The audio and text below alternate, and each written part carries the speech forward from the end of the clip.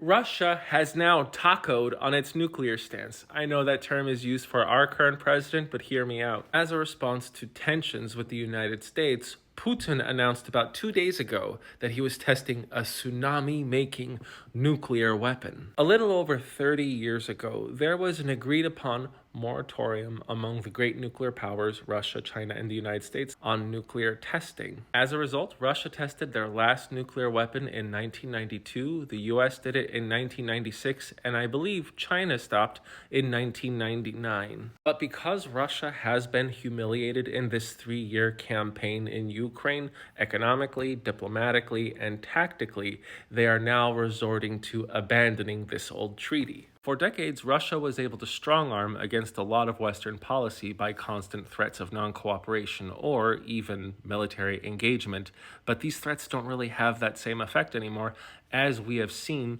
through Russia's incursions into NATO territory and nothing really backing down. And the reason why I accuse Putin of doing another taco is because in response to Russia's threats of testing more nuclear weapons, our current president says, okay, they are going to start resuming nuclear testing as well. And remember, America has a much larger budget for this. It costs about $80 billion a year to maintain the nuclear arsenal of the United States.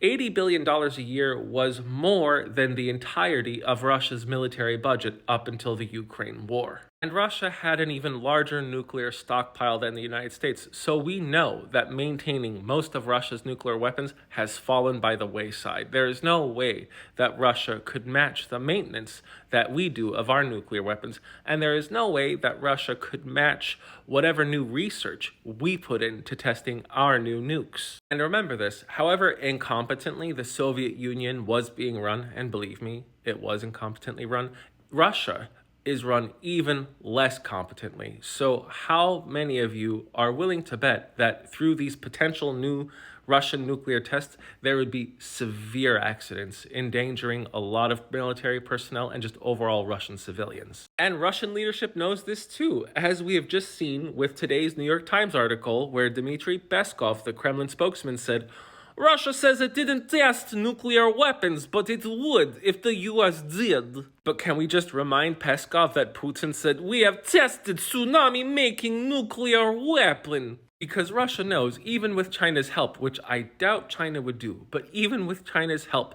in this matter, they would still fail and most likely fall quicker.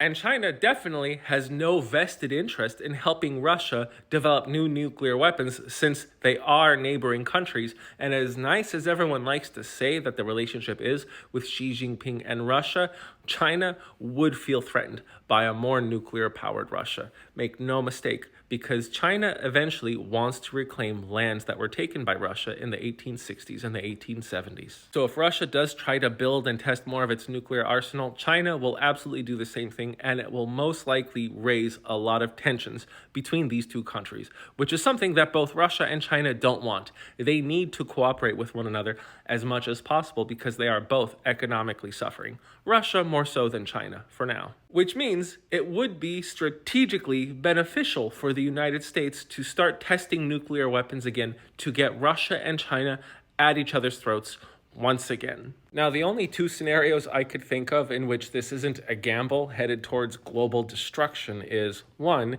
if Russia and China were somehow hampered from developing more nuclear weapons to test, like right now Russia is really engaged in this war against Ukraine, they may not have the resources. And who knows if China actually has 300 nuclear weapons, that's how much they're saying. Maybe they just have one, maybe they don't have any.